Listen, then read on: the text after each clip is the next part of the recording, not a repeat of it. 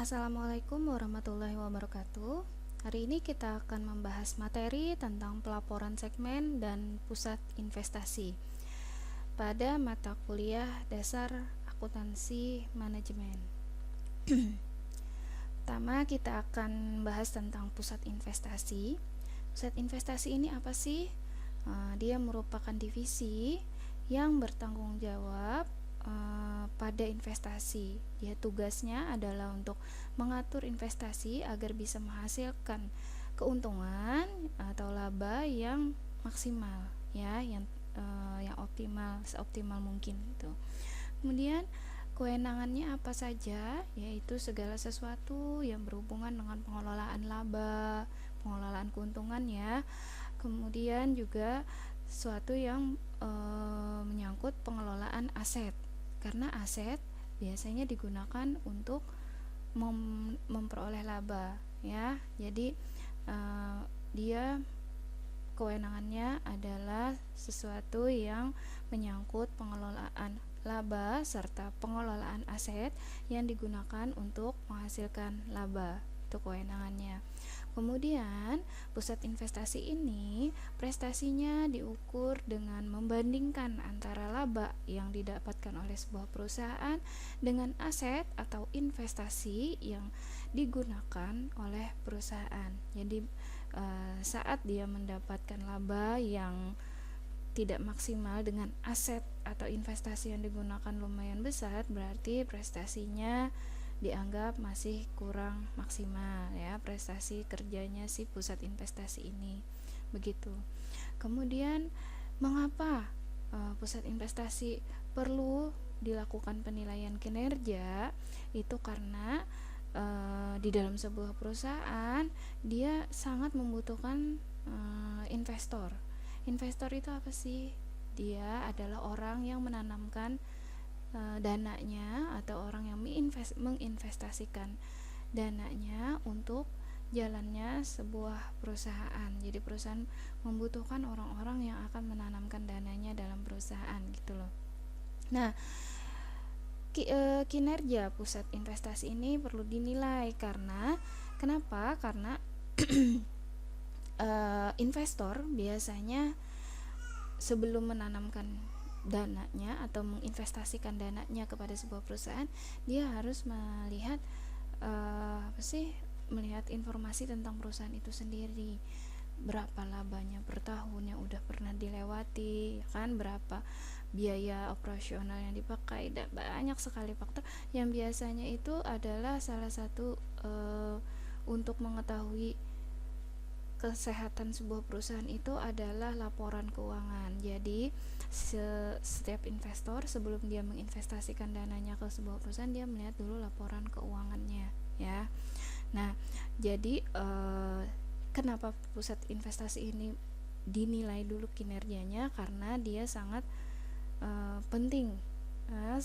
Tugasnya dia itu adalah menyediakan informasi juga untuk investor agar investor bisa mengambil keputusan yang tepat, mau ngambil keputusan menginvestasikan dananya atau tidak, ya kan. Jadi kalau kinerjanya bagus, tadi kata ibu, berarti labanya dia bisa memperlihatkan bahwa laba setiap perusahaan itu meningkat setiap tahun, kemudian aset yang digunakan juga sesuai dengan laba yang didapatkan.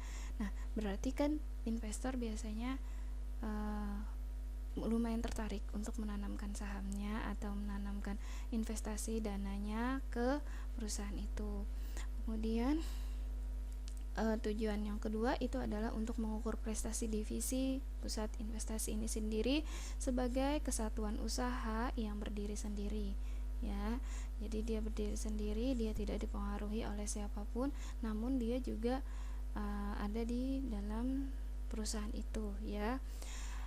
Kemudian tujuan berikutnya adalah si pusat investasi ini dia menyediakan alat perbandingan prestasi antar divisi. Nah, kalau di sebuah perusahaan, kata ibu kan sebelumnya ibu pernah menjelaskan bahwa setiap perusahaan itu memiliki divisi yang sangat banyak atau bagian-bagian yang sangat banyak, keuangan, marketing, ini juga ada pusat investasi, ada banyak sekali. Nah, pusat investasi ini dia menyediakan alat perbandingan prestasi antar divisi. Jadi divisi A, B, C atau marketing, keuangan atau HRD dan lain-lain, itu dia menyediakan alat perbandingan prestasinya itu ya, agar bisa menentukan alokasi sumber ekonominya gitu ya. Kemudian kita masuk ke penilaian kinerja pusat investasi itu dengan dua metode. Yang pertama adalah metode biaya variabel dan juga ada metode biaya penuh ya.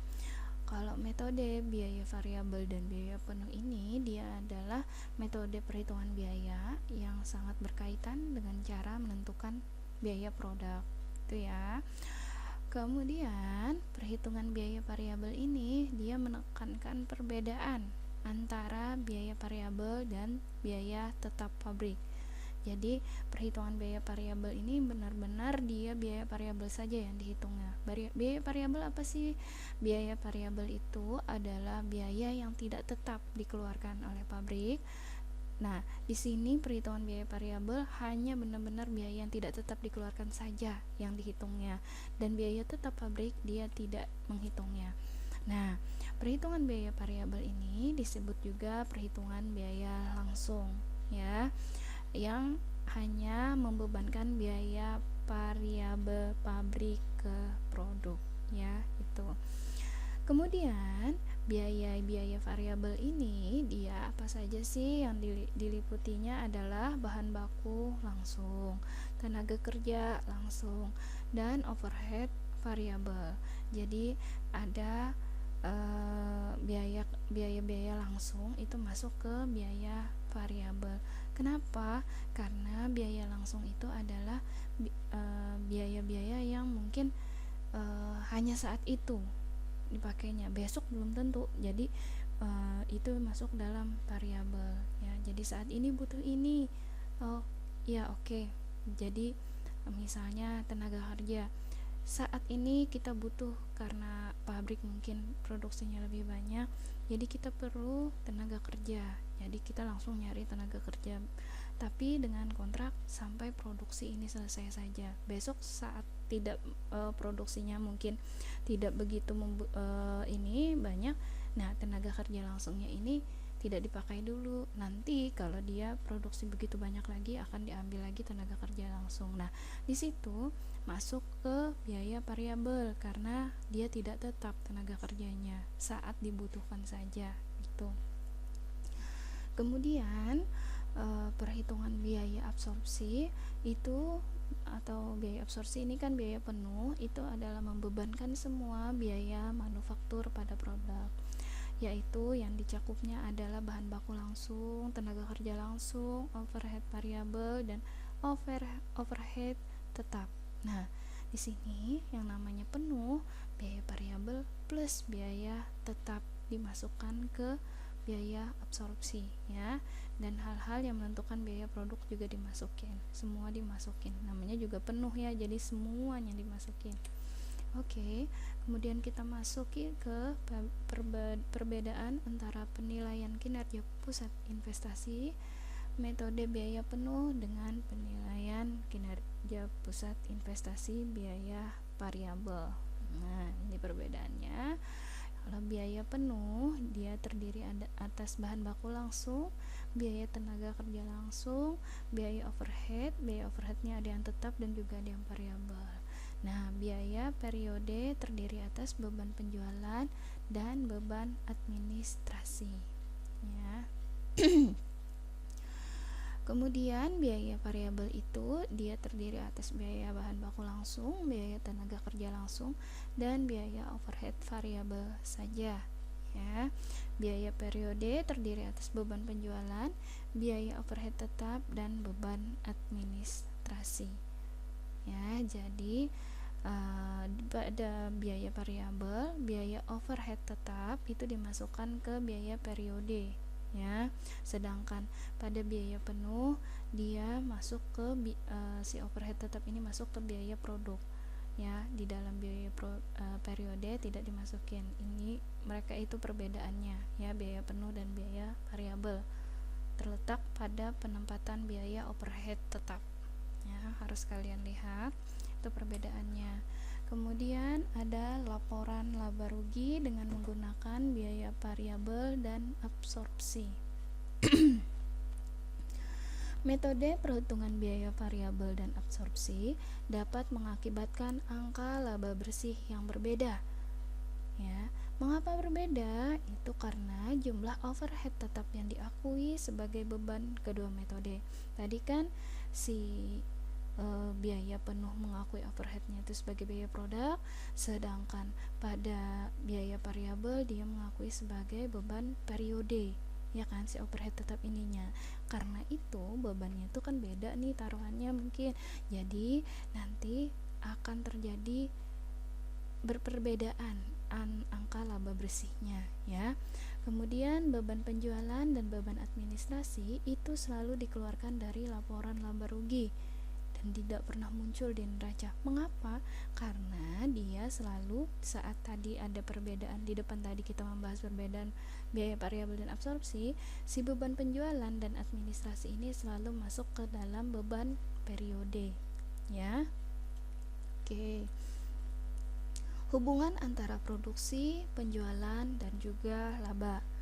Di sini hubungan antara laba menurut perhitungan biaya variabel dan laba menurut perhitungan biaya absorpsi berubah ketika hubungan antara produksi dan penjualan berubah. Ya, di sini hubungannya perhitungan biaya absorpsi berubah ketika hubungan antara produksi dan penjualan berubah. Oke. Nah, kemudian jika barang yang terjual lebih banyak dari produksi, maka laba menurun. Maka laba menurut perhitungan biaya variabel akan lebih tinggi dari laba menurut perhitungan biaya absorpsi. Di sini kalian mungkin masih bingung karena hubungan antara produksi, penjualan, dan laba ini masih hubungannya itu begitu ini. Jadi hubungannya itu menurut perhitungan variabel dan juga menurut perhitungan biaya absorpsi.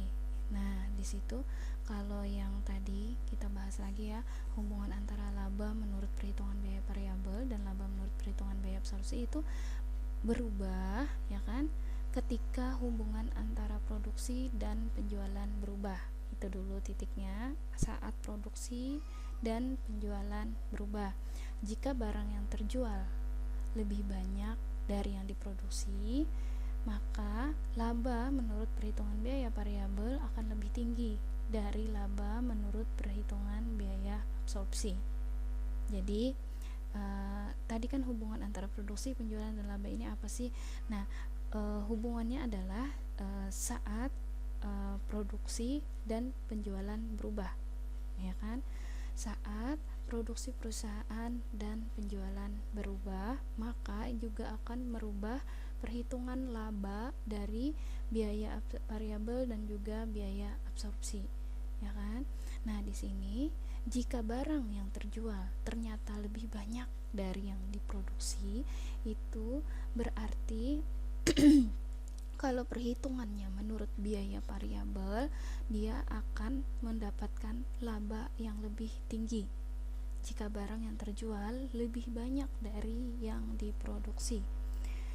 Maka laba yang didapatkan berdasarkan perhitungan biaya variabel, dia akan lebih tinggi labanya. Namun laba perhitungan berdasarkan biaya absorpsi itu biasanya lebih kecil. Kalau terjadi hal yang seperti ini, maka biaya absorpsi ini labanya jadi di bawah dari biaya laba yang didapatkan saat perhitungan biaya variabel ya. Jadi misalnya nih, dalam sebuah produksi, ya kan, dalam sebuah produksi itu ada dua perhitungan. Pertama dipakai metode perhitungan biaya variabel, yang kedua memakai perhitungan biaya absorpsi, ya kan. Nah, saat produksi itu penjualannya lebih banyak dari yang diproduksi. Di sini paham keadaannya. Jadi barang yang terjual lebih banyak dari yang diproduksi. Bisa nggak? Mungkin, karena selain barang yang diproduksi dan barang dijual juga ada yang namanya persediaan. Jadi ada memungkinkan.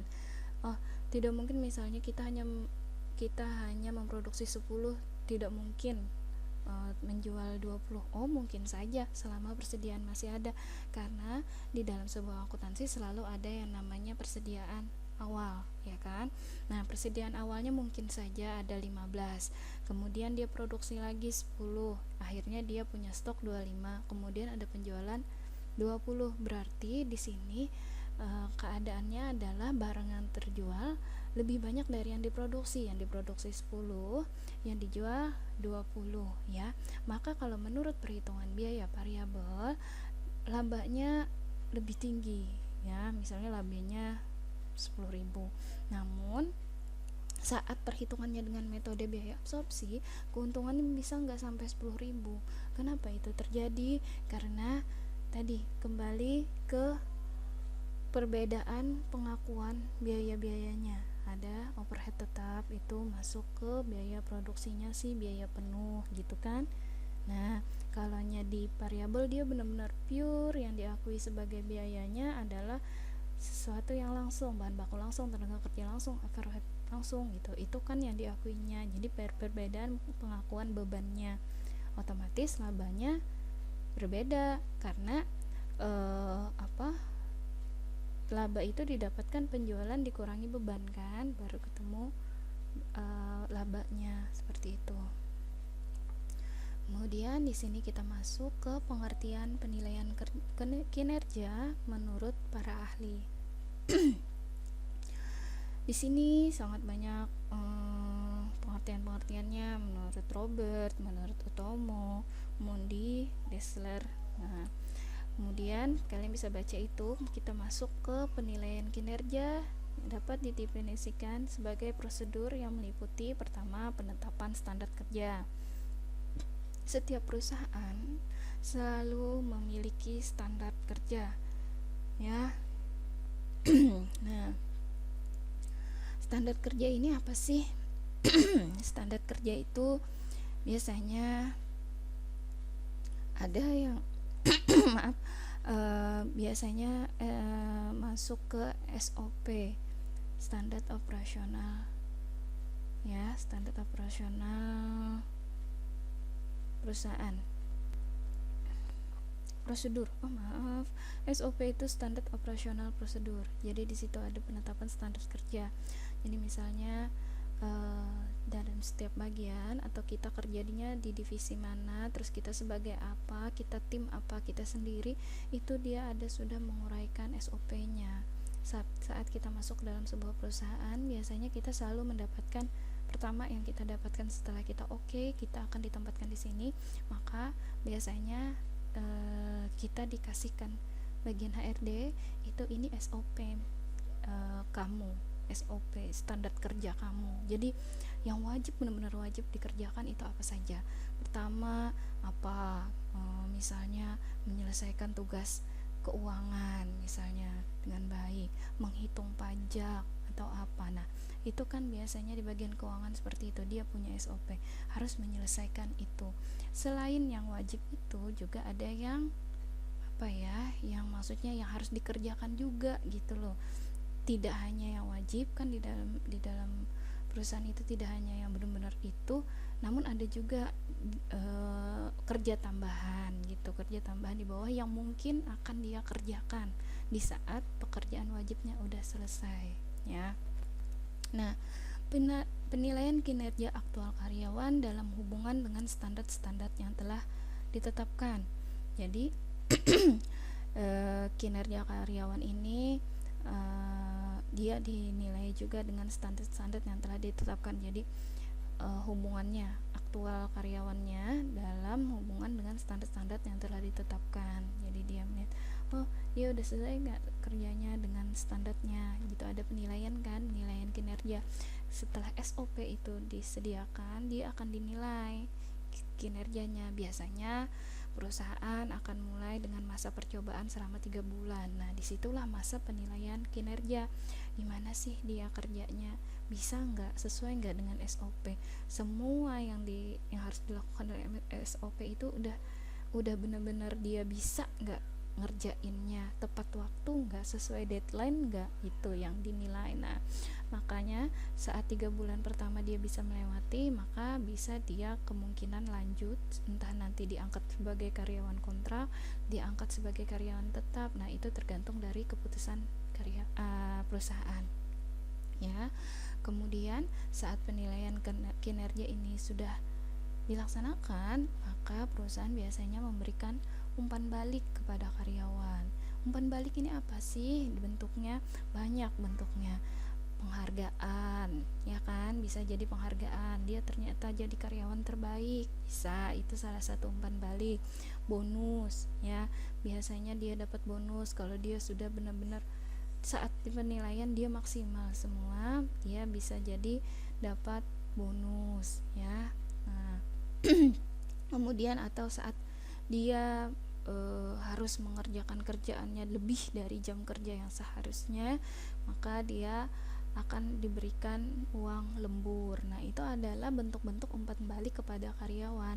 Tujuannya adalah untuk memotivasi karyawan agar kinerjanya selalu meningkat, ya, tidak menurun. Kadang kalau kita nggak dapat apa-apa, kita sebagai manusia juga kan dapat capeknya aja gitu, padahal udah ngelakuin semua yang di ini tapi nggak dikasih apa-apa gitu, bahkan penghargaan pun tidak. Namun walaupun sebenarnya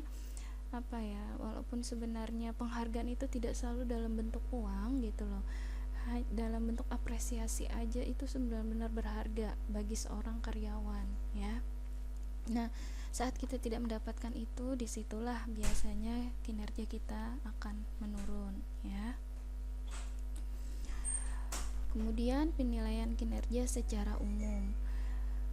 Penilaian kinerja merupakan suatu sistem penilaian secara berkala terhadap kinerja pegawai yang mendukung kesuksesan organisasi atau yang terkait dengan pelaksanaan tugasnya. Nah, jadi penilaian kinerja ini dia sistem penilaiannya itu berkala, kontinu, selalu, tetap, ya. Dalam setahun ada berapa kali penilaian gitu, itu akan selalu dilakukan, ya, agar si perusahaan bisa mengambil kebijakan-kebijakan berikutnya. Misalnya karyawan itu ternyata kinerjanya kurang bagus, jadi perusahaan harus menggantinya atau memindahkannya ke bagian lain. Itu adalah keputusan manajemen nanti masuknya, ya, pengambilan keputusan. Nah, di sini proses penilaiannya dilakukan dengan membandingkan kinerja pegawai terhadap standar yang telah ditetapkan, ya, kinerjanya terhadap SOP yang sudah diberikan, atau membandingkan kinerja antar pegawai yang memiliki kesamaan tugas. Jadi bisa jadi dalam sebuah perusahaan kita berada dalam satu tim biasanya. Nah, makanya di situ kita kinerjanya akan dinilai dalam tim itu. Tim itu apa sih? Tim itu adalah kumpulan beberapa orang yang memiliki tugas yang sama, ya. Nah, saat kita di situ kita berkompetisi untuk menjadi yang terbaik, disitulah penilaian kita bisa didapatkan gitu loh. Jadi misalnya kita berada di bagian marketing itu tim biasanya, ya kan, sama semua kerjaannya memasarkan produk, ya, cuman beda area aja. Nah, di situ akan ada penilaian kinerjanya, penjualan mana yang paling banyak gitu kan, yang paling ini. Terus nanti misalnya pada bulan ini atau pada biasanya entah dia punya periode tertentu, entah 1 bulan, 3 bulan, 6 bulan atau 1 tahun, berada pada area masing-masing. Si bagian marketing ini nanti setelah periode yang ditetapkan dia akan dirubah lagi. Nah, saat terjadi perubahan area ini, bagaimana kinerja pegawai? Apakah ternyata saat dia di area A dia penjualannya sangat banyak, saat dia dipindah di area B, dia berada di area A dengan penjualan yang sangat tinggi. Namun temannya yang ada di area A ternyata penjualannya rendah. Nah, akhirnya pada periode tertentu dalam sebuah perusahaan dia akan di rolling, dia akan ditukar posisinya. Si yang di B ditaruh di A, yang di A taruh di B. Yang di A ternyata yang asalnya di B nih, ternyata penjualannya juga meningkat. Nah, si B yang sekarang berada di area B itu kan asalnya ada di A. Nah, yang si B ini awalnya kan penjualannya minim ya. Akhirnya dia penjualannya bisa mencapai target si B ini. Nah, di situ sudah kelihatan kinerjanya. Kinerjanya udah kelihatan. Berarti si yang sekarang megang area A itu karena kinerjanya itu adalah memang dari awal segitu dia memang banyak, misalnya sebulannya dapat 100 juta, dia tetap 100 juta. Si B yang awalnya area B ini awalnya cuma 50, saat si A yang pegang kan tadi di rolling tuh. Nah, saat di rolling itu dia malah bisa mencapai 100 juta juga. Berarti kinerja siapa yang lebih bagus? Si karyawan yang awalnya memegang area A ini kan, karena dia bisa meningkatkan dia bisa meningkatkan penjualan yang sebelumnya 50 juta menjadi 100 juta. Nah, temannya ini dia kinerjanya dianggap biasa saja atau mungkin di bawah dari temannya itu, karena dia tidak bisa meningkatkan penjualannya. Benar capai target juga 100 juta seperti teman yang awalnya megang area itu, tapi dia tidak memberikan peningkatan. Nah, disitulah proses penilaian dilakukan ya. Itu apabila kita membicarakan tentang tim itu adalah orang yang mengerjakan bersama-sama satu pekerjaan ya. Jadi biasanya perusahaan bisa membandingkannya dengan memutar atau merolling bagian-bagian itu biar ketahuan kinerjanya yang mana yang bagus gitu ya. Kemudian masuk ke tujuan dan manfaat penilaian kinerja menurut Webster dan Davis. Di sini ada tujuan dan manfaatnya. Performance improvement yaitu memungkinkan pegawai dan manajer untuk mengambil tindakan yang berhubungan dengan peningkatan kinerja ya. Jadi dia bisa mengambil tindakan yang atau inisiatif yang berhubungan dengan peningkatan kinerja.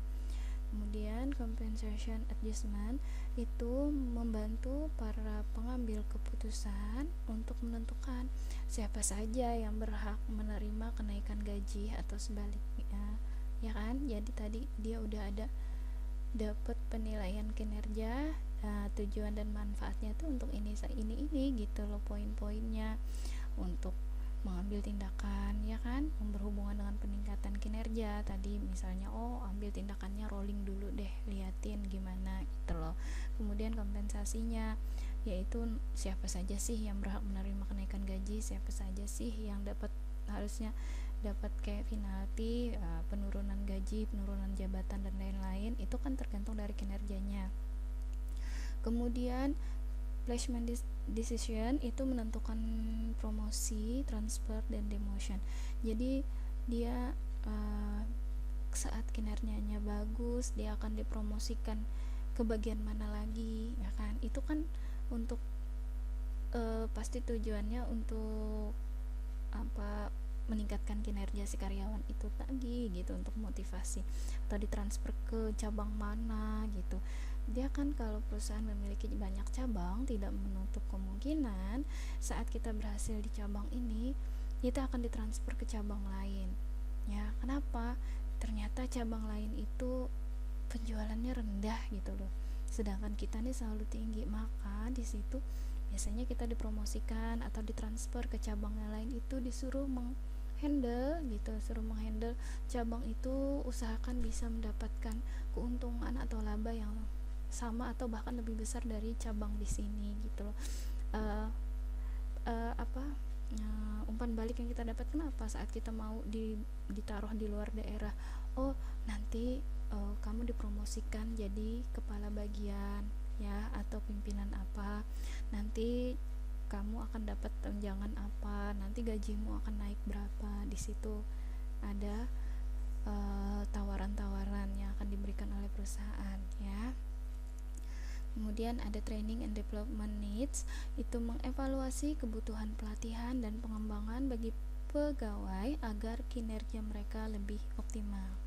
Jadi dia melihat apa sih gitu loh, pelatihan apa sih yang dibutuhkan dengan keadaan perusahaan seperti ini gitu loh, agar pegawainya bisa kerja dengan optimal. Misal nih sebuah perusahaan nih kayaknya antar satu karyawan dengan karyawan yang lainnya ada gap gitu loh, ada perselisihan antara divisi satu dengan divisi yang lain, itu kayak ada perselisihan, entah nggak tegur sapa, entah gimana, pokoknya ada sesuatu yang perselisihan. Nah di situ dia akan melihat, oh berarti kita harus coba adakan kayak entah bentukannya apa ya, kayak bukan pelatihan sih, kayak kebersamaan gitu. Nah di situ kita akan diadakan sebuah kegiatan yang melatih kebersamaan, kerjasama tim dan lain-lain di situ. Nah di situ akan dievaluasi pelatihan apa yang membutuhkan. Oh ternyata karena ada gap itu, maka kita akan adakan sebuah kegiatan yang bisa meningkatkan rasa kerjasama tim ya, yang dapat meningkatkan kebersamaannya. Jadi di situ perusahaan bisa mengambil keputusan untuk bagaimana mengembangkan si kinerja karyawan itu atau meningkatkan kinerja karyawan. Karena dalam sebuah perusahaan kalau antar kinerja terjadi gap, itu nggak enak banget. Akhirnya nanti benar-benar kinerja menurun, karena bisa jadi penyampaian informasi tidak semuanya tidak sampai atau apa, akhirnya ada hal-hal yang tertunda ya, karena ada gap antar divisi, biasanya seperti itu. Kemudian ada career planning dan development, itu memandu untuk menentukan jenis karir dan potensi karir yang dapat dicapai. Nah saat sebuah perusahaan udah menilai nih, ternyata setelah dinilai, di rolling, diputar posisinya, divisinya dan lain-lain, beberapa kali terjadi pemutaran, bahkan dia diberikan promosi untuk ke cabang lain, ternyata kinerjanya emang benar-benar bagus gitu loh. Nah di sini career planning development dia udah kelihatan tuh, oh karena dia udah ini kan, si karyawan tadi ditaruh di marketing, oke, ditaruh di sebagai kepala cabang juga oke. Nah di sini dia bisa nih nanti akan ada jenis karir dan potensi karir, tapi dia saat dia ditaruh di bagian keuangan ternyata dia nggak terlalu maksimal. Nah di sini jelas karirnya berarti dia ada di bagian ini, bagian marketing, role-nya marketing, atasnya marketing apa, supervisor, di atas supervisor apa, kepala cabang, di atas kepala cabang apa gitu. Jadi memang ada jenis karirnya ya, dari setiap bagian atau setiap divisi itu ada tingkatan sendiri ya. Cuman di sini jenisnya apa, oh dia ternyata cocoknya di marketing, nggak cocok di keuangan, akhirnya dia ngikutin karirnya di marketing itu ya. Kemudian ada staffing process deficiency, di sini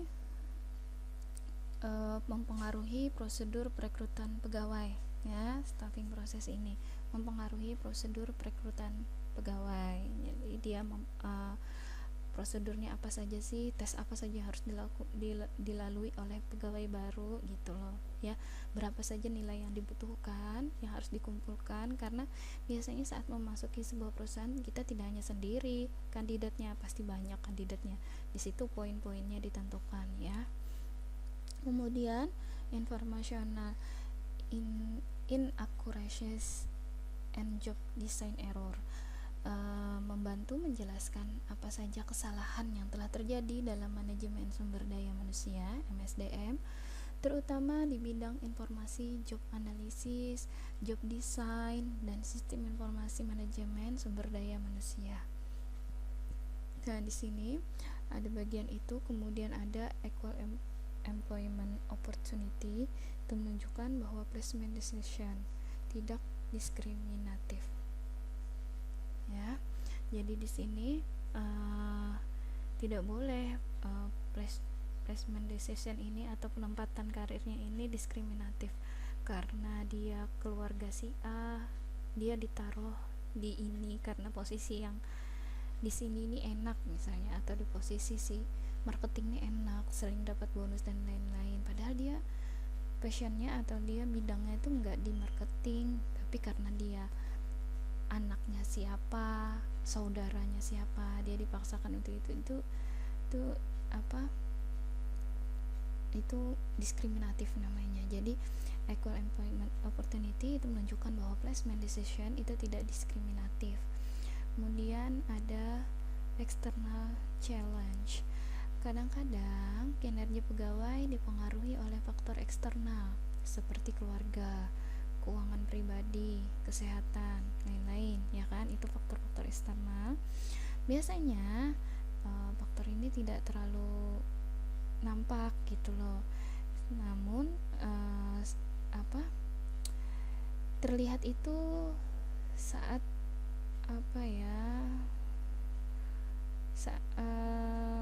terlihatnya kan kalau misalnya dia tidak terlalu nampak, namun misalnya ada masalah keluarga, biasanya konsentrasinya hilang, ya kan? Kemudian juga keuangan pribadi, bisa jadi dia banyak utang, akhirnya juga hilang fokus, ya enggak? Nah, kesehatan juga, dia sering sakit, otomatis dia sering izin kerjanya, nggak bisa setiap hari masuk, misalnya sebulan berapa kali nggak masuk. Nah, itu kan kerjaan jadi keteteran tuh. Nah, itu adalah faktor-faktor eksternal yang mempengaruhi, biasanya juga sangat berpengaruh gitu loh, penilaian kinerja, terutama kesehatan ya. Biasanya karena kesehatan ini saat orang tuh sakit, perusahaan tuh langsung cut, ya gitu. Nah, kalau masalah keuangan pribadi mungkin tidak terlalu ini ya, tapi biasanya takutnya kalau keuangan pribadi ini ya biasanya didatengin sama debt collector gitu, ini dia sembunyi atau gimana, itu kan bikin suasana kerja nggak enak gitu loh ya. Jadi ini faktor-faktor eksternal yang juga mempengaruhi penilaian kinerja pegawai ya. Jadi saat ada debt collector datang ke kantor nyariin si A gitu loh, dia belum bayar utang ini, dianya sembunyi ya, yang lain juga jadi nggak enak juga, bilang nggak ada tapi dia kerjanya di sini ini gitu ya. Akhirnya kan bikin suasana kerja nggak enak gitu loh, dalam artian mengganggu kerja karyawan. Nah, di situ kan ada penilaian kinerja juga. Kemudian ada yang namanya feedback, ini memberikan umpan balik bagi urusan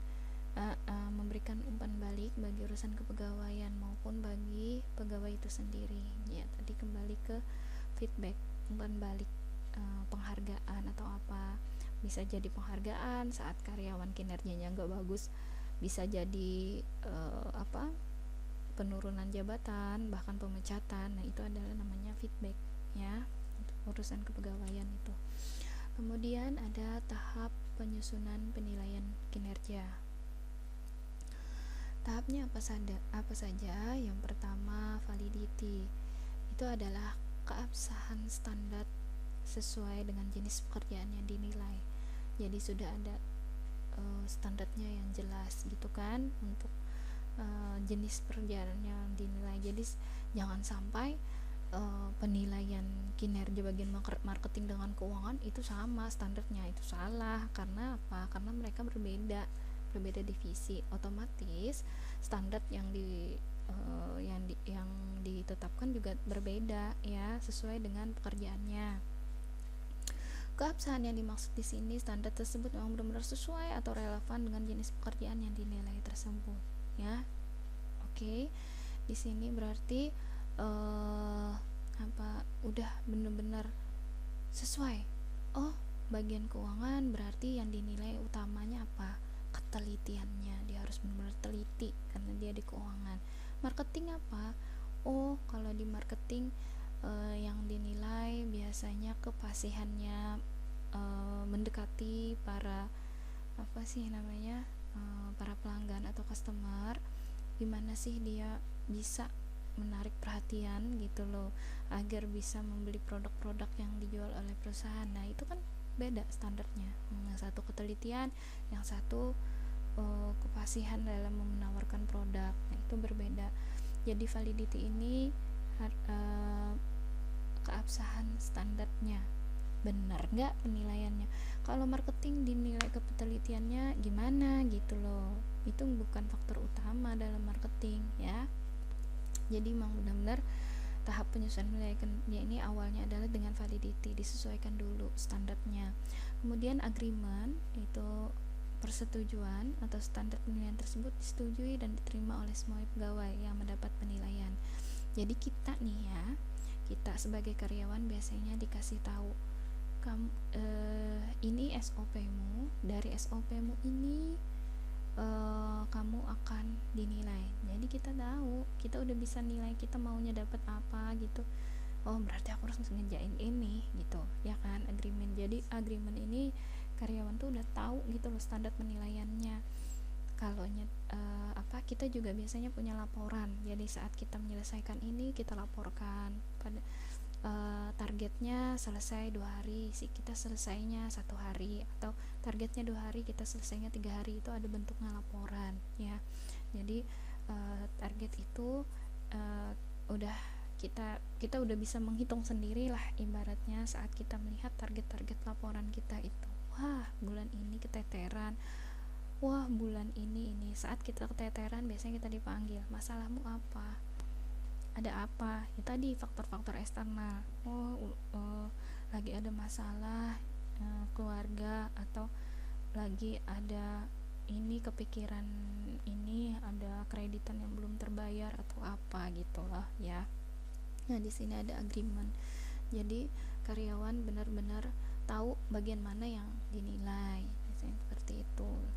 Kemudian realism, berarti standar penilaian tersebut bersifat realistis, tidak dicapai oleh para pegawai dan sesuai dengan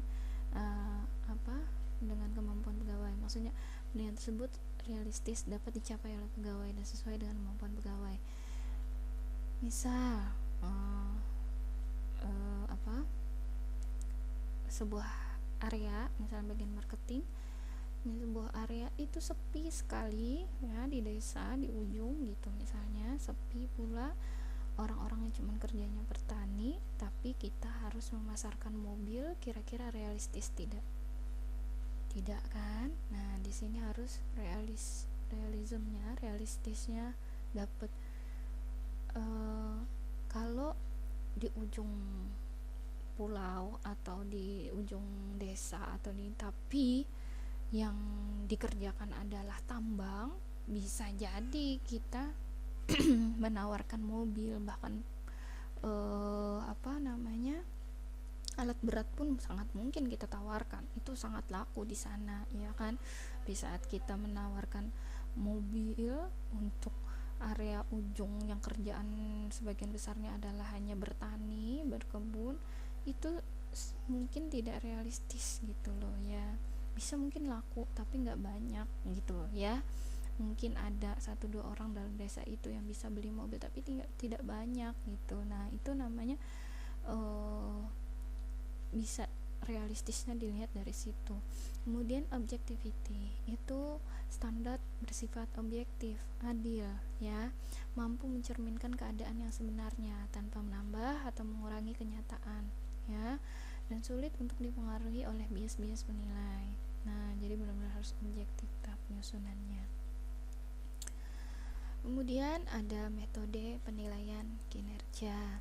Di sini Brighton Essay itu adalah teknik penilaian kinerja, yaitu evaluator menulis deskripsi mengenai kekuatan pekerja, kelemahannya, kinerjanya pada masa lalu, potensinya dan memberikan saran-saran untuk pengembangan pekerjaan tersebut. Jadi written essay itu penilaian kinerja. Evaluator tuh biasanya bagian HRD ya.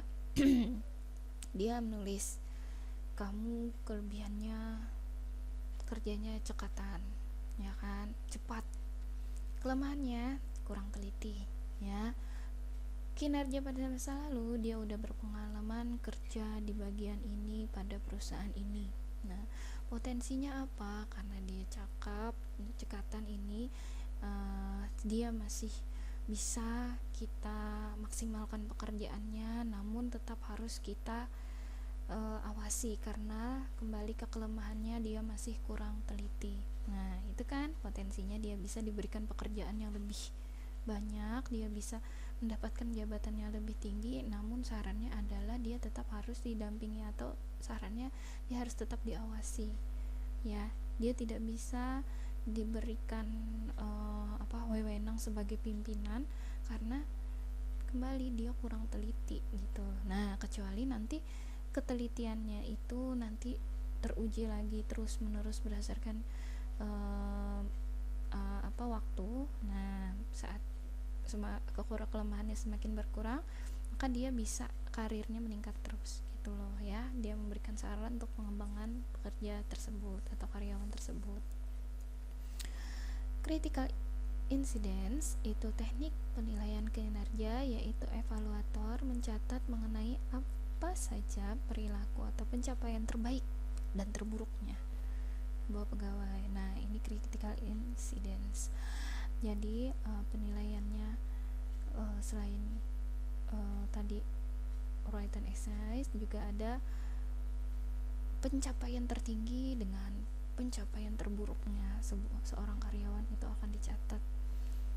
Dia pernah mendapatkan penghargaan the best performance, pernah mendapatkan penghargaan sebagai karyawan terbaik, itu sajalah perilakunya, itu jelas tuh. Namun pencapaian terburuknya, dia pernah melakukan kesalahan penghitungan pajak pada ini. Nah, itu jadi dia memang ada catatan critical incidents. Kemudian graphic rating scales itu teknik penilaian kinerja. Evaluatornya menilai kinerja pegawai dengan menggunakan skala dalam mengukur faktor-faktor kinerja.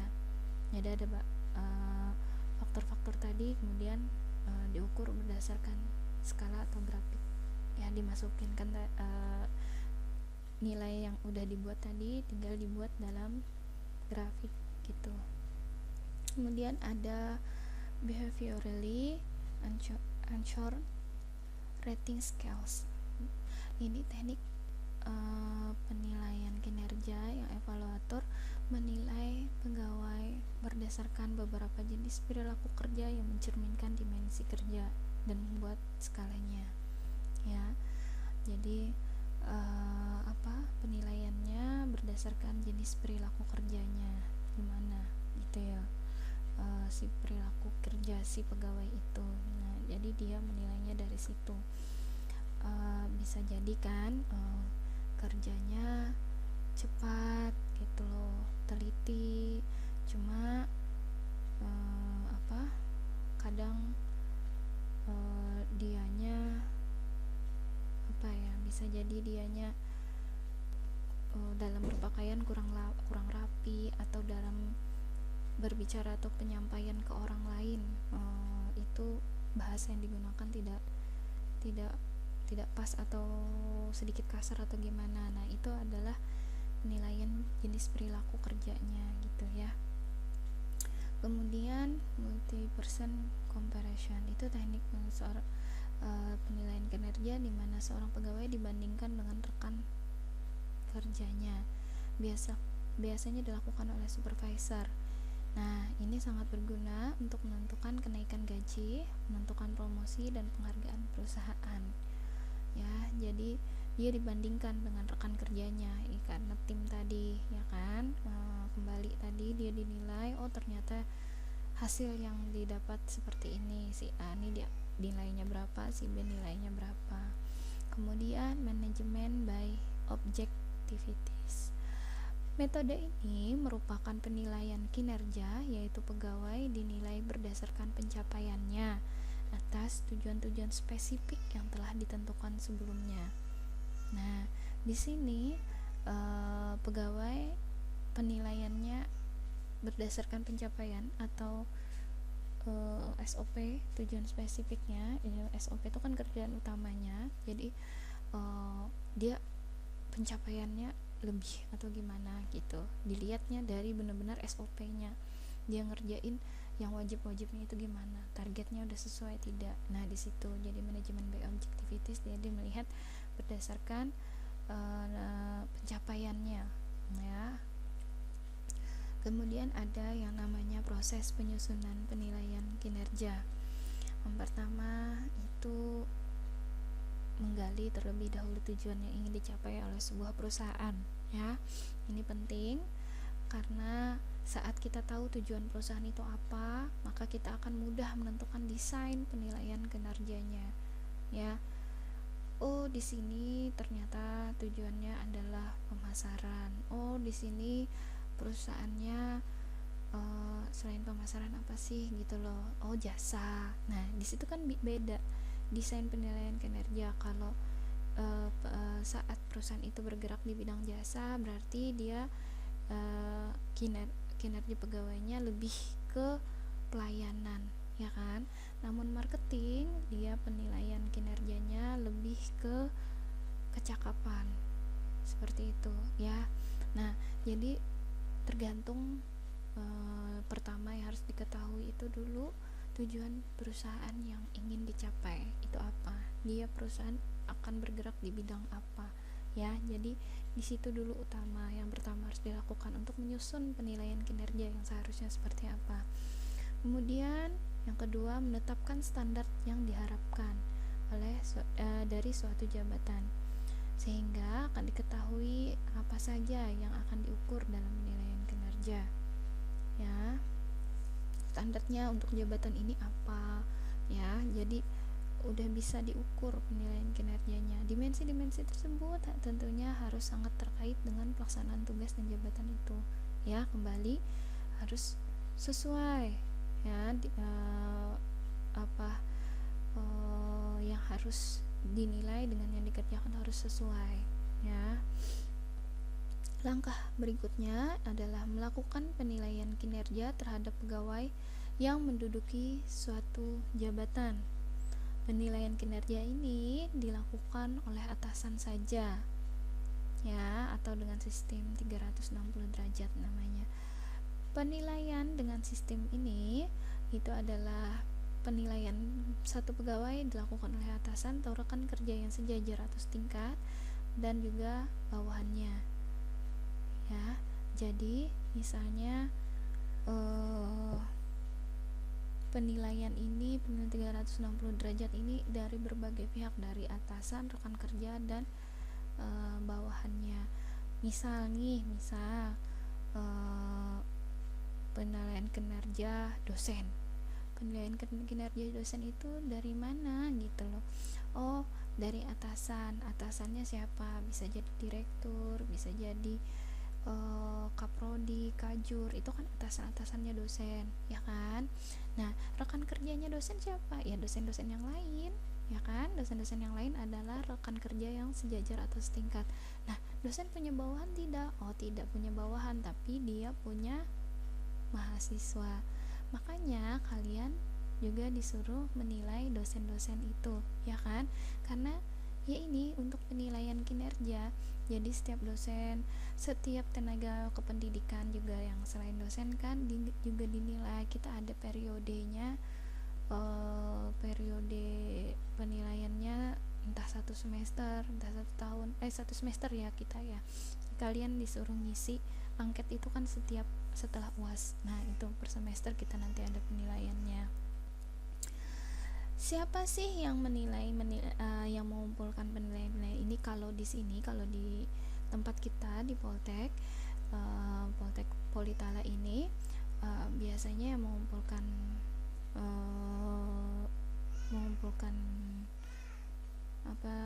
penilaian ini itu adalah bagian P4MP ya. Kalian tahu P4MP. Nah, dia adalah bagian penyusunan penilaian kinerja, ya. Jadi apa sih kerjaannya P4MP? Ya ini penilaian kinerja ini. P4MP kerjaannya, kali aja kalian ada lihat tulisan tuh, karena kebetulan ruangan P4MP itu ada di akuntansi kan, kelihatan tuh ruangan P4MP. Jadi P4MP kerjanya adalah menilai kinerja seluruh karyawan di sini, ya, dengan menyuruh setiap orang untuk mengisi angket berdasarkan bagian-bagiannya. Jadi hasil dari penilaian kinerja itu akan dianalisa, kemudian dikomunikasikan kepada pegawai, dinilai agar mereka mengetahui kinerjanya, ya. Jadi saat udah ada angket dari kalian, dari pimpinan sudah, dari rekan dosen sudah, dan dari bawahan juga sudah, maka akan diakumulasi nilainya. Nah, di situ siapa, kalau yang standar mungkin biasa aja, tapi paling dikasih tahu ini kritik sarannya, ya, ini kata mahasiswa seperti ini, kata pimpinan seperti ini, kata teman kamu seperti ini, ya.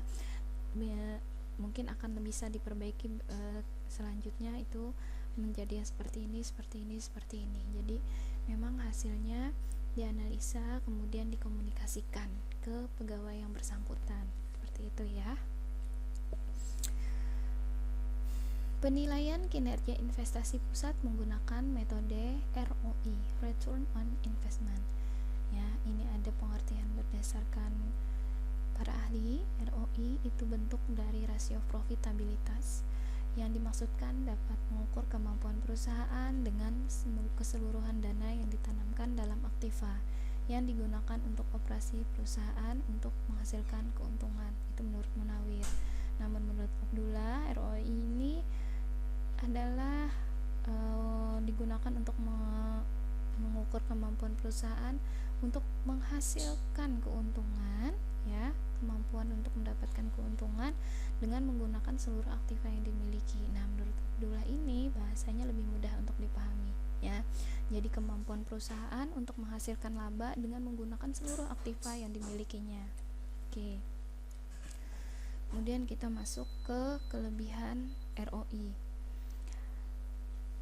Kelebihannya selain berguna sebagai alat kontrol, juga untuk keperluan perencanaan. Dia dapat digunakan sebagai dasar pengambilan keputusan apabila perusahaan akan melakukan ekspansi. Ekspansi apa sih? Perluasan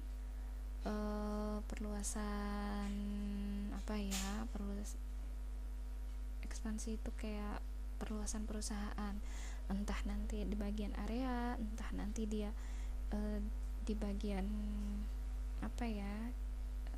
memperbesar lah, intinya memperbesar perusahaan dari berbagai bidang, ya.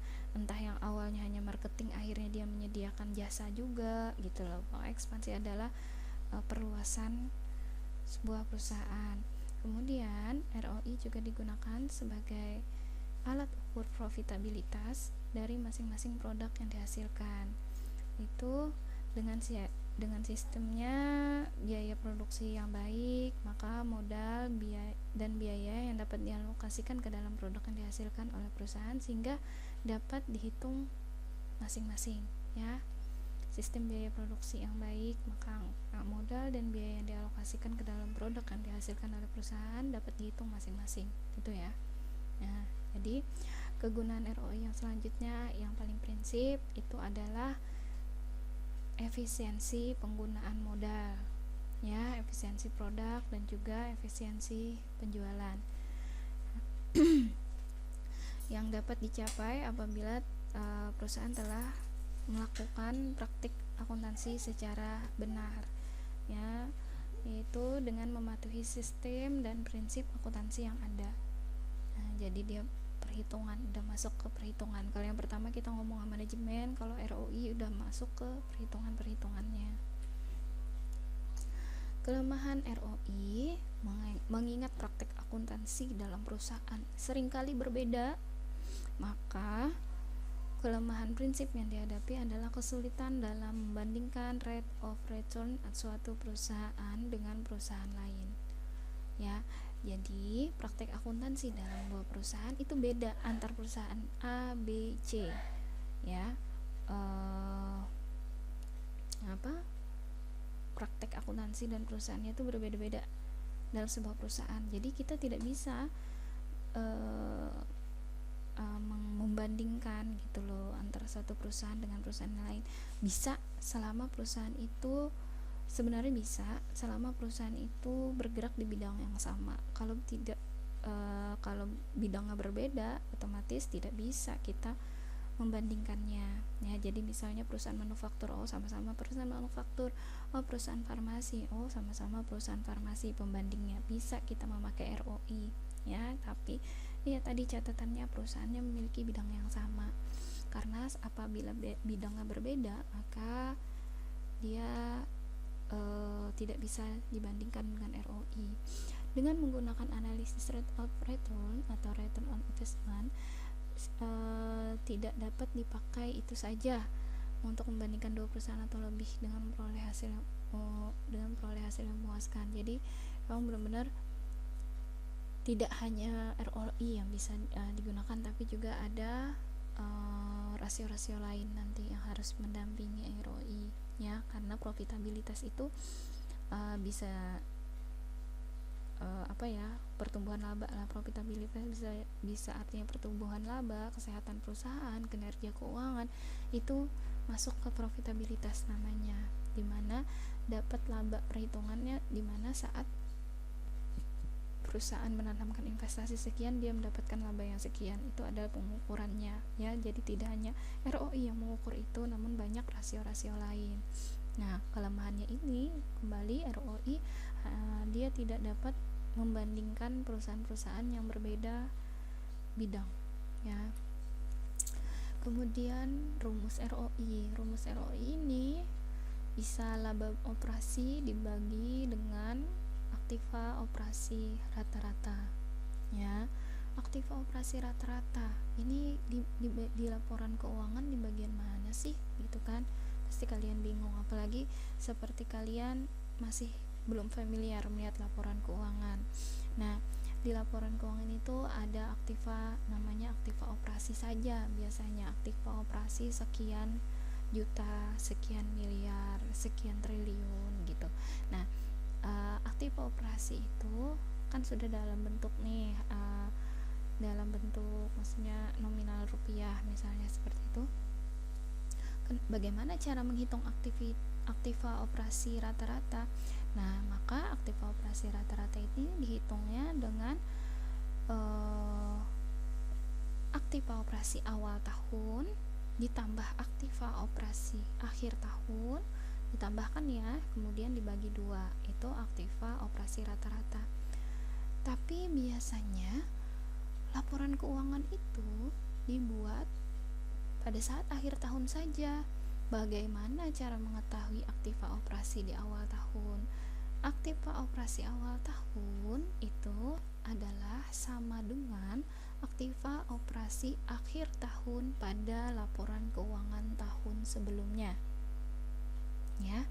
Jadi aktiva awal operasi tahun ini itu sama dengan aktiva operasi pada akhir tahun sebelumnya, tahun kemarin ya. Jadi misalnya aktiva operasi awal tahun 2020 itu sama dengan aktiva operasi akhir pada tahun 2019. Itu contohnya ya. Jadi menghitungnya nanti aktiva akhir tahun 2020 ditambahkan dengan aktiva akhir 2019 dibagi 2, itu dapatlah aktiva operasi rata-ratanya untuk tahun 2020. Nah, seperti itu. Kemudian bisa juga ROI dengan menghitung margin dikali perputaran. Itu sama dengan laba operasi per penjualan dikali penjualan per aktiva operasi rata-rata. Ya, jadi tergantung nanti apa saja yang diketahui dalam sebuah soal. Nah, di mana saja kemungkinan ini, kalau ternyata ada penjualannya diketahui, berarti kita pakai rumus yang kedua ya, karena ada laba operasi, ada penjualan, ada aktiva operasi rata-rata. Namun apabila yang diketahui hanya laba dan aktiva operasi aja, maka bisa memakai rumus yang pertama ya. Jadi tergantung dari apa saja yang bisa diketahui dalam sebuah soal. Nah, di sini ada keterangannya. Laba operasi itu adalah laba yang dihasilkan sebelum bunga dan pajak. Sebelumnya, kalau laba operasi itu sebelum bunga dan pajak. Kemudian aktiva operasi itu adalah seluruh aktiva yang digunakan untuk menghasilkan laba operasi. Ya, aktiva yang digunakan untuk menghasilkan laba operasi. Jadi aktiva operasi itu. Margin adalah rasio dari operasi terhadap penjualan. Ya, laba operasi terhadap penjualan. Oh, ini salah ini. Margin adalah rasio dari laba operasi terhadap penjualan, bukan operasi saja tapi laba operasi. Kemudian perputaran atau turnover itu suatu ukuran lain yang dihitung dengan membagi pendapatan penjualan dengan aktiva operasi rata-rata. Nah, di sini ada contoh kasus. Ya, contoh kasus ini bisa kalian pelajari. Di sini juga ada ibu ini kan jawabannya. Yang pertama itu perusahaan A berinvestasi sebesar 500 juta dalam sebuah usaha peluncuran produk baru. Setelah peluncuran produk itu, perusahaan A menerima jumlah penjualan sebesar 900 buah. Nah, jumlah dana dari penjualan baru yang dicapai angka 600 juta. Jadi jumlah dana dari penjualan. Nah, di sini langkah pertama itu adalah menentukan jumlah laba atas investasi, yaitu 100 juta. Dapat di mana 100 juta jumlah labanya? Ya tadi 600 juta dikurang investasinya 500 juta. Penjualannya 600 juta, investasinya 500 juta, berarti laba yang didapatkan 100 juta. Kemudian langkah kedua, jumlah investasi awalnya berapa? 500 juta.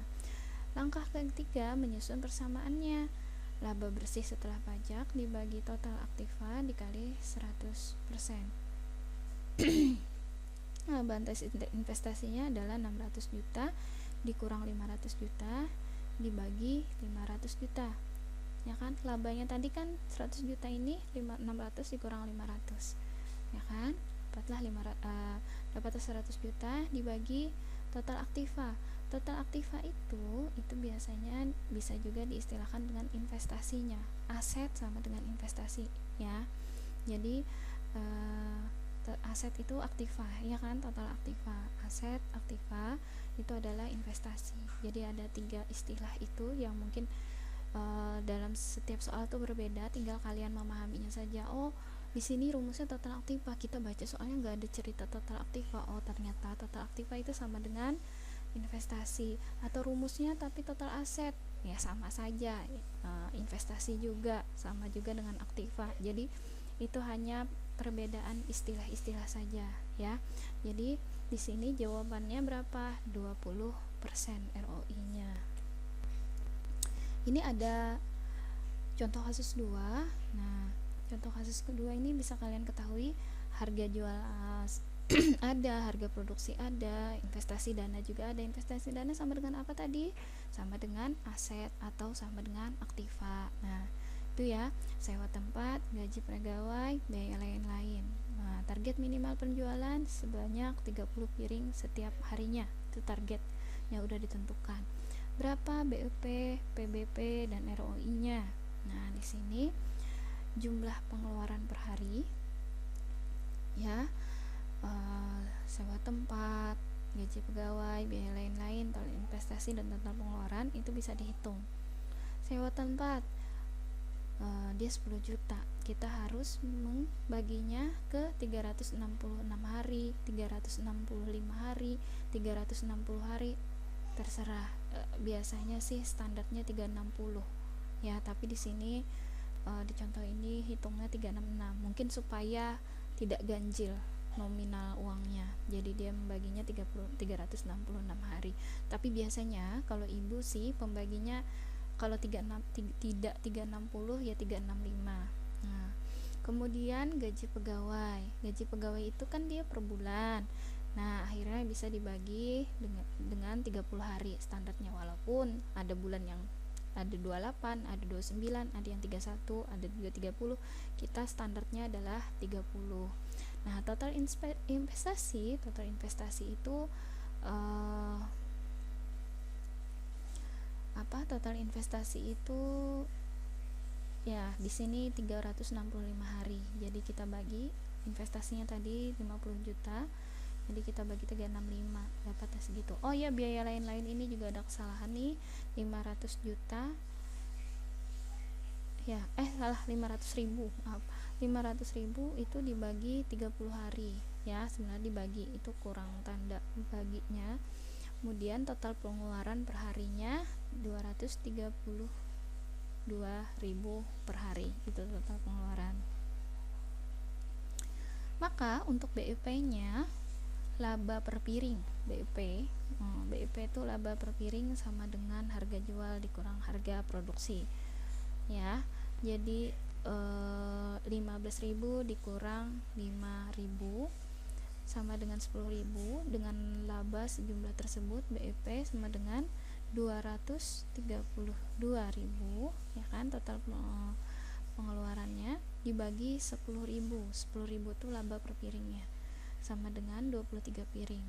Nah, jadi saat kita menjual sehari 23 piring, maka kita berada pada titik BEP, break even point, ya, titik impas, tidak rugi namun modal kembali. Nah, itu jadi tidak untung dan modal juga kembali, jadi tidak rugi. Jadi sedangkan target itu adalah 30 piring kan tadi sehari. Nah, makanya karena BEP-nya berada pada jumlah 23 piring. Jadi jumlah produk atau nasi goreng yang harus terjual setiap harinya untuk memenuhi penutupan modal adalah sebanyak 23 piring. Itu target minimal banget yang harus terjual. Wajib terjual 23 piring. Tapi target untuk mendapatkan itu lebih dari 23 piring berarti. Saat penjualan 25 piring ya lumayan lah, ada untung sedikit. Kalau sesuai target 30 piring ya standar lah gitu loh. Kalau sampai laku 50 piring, wah berarti untung besar. Seperti itu ya. Kemudian untuk perhitungan payback periodnya, dengan soal yang menyatakan bahwa setiap harinya usaha tersebut memiliki target untuk menjual setidaknya 30 piring setiap harinya, maka laba per bulannya adalah 10.000 per piring tadi kan, dikali 30 piring yang ditargetkan sehari dikali 30 hari, itu sama dengan 9 juta per bulan. Itu pendapatannya yang ditargetkan tadi. Pendapatannya ditargetkan adalah 9 juta per bulan. Payback periodnya adalah dana investasinya adalah 50 juta, ya kan? 50 juta dibagi 9 juta, itu berarti payback period kembali, masa waktu kembalinya modal itu adalah selama 5,5 bulan, 5,5 bulan. Saat saat kita menjual nasi goreng sesuai target setiap harinya 30 piring, berarti dalam jangka waktu 5,5 bulan dana investasi yang 50 juta itu udah benar-benar kembali, ya. Berikutnya bulan ke-6 itu benar-benar sisa labanya saja yang kita dapatkan gitu kan. Modal itu udah kembali semua. Nah, kemudian untuk ROI-nya kita bisa menghitung laba bersih dibagi total aktiva. Laba bersihnya sebulan kan tadi 9 juta keuntungannya, jadi 9 juta per 50 juta itu dikali 100% berarti 18% per bulan ROI yang didapatkan, ya. Oke, ini udah selesai kita untuk materi pertama, pelaporan segmen dan penilaian kinerja, juga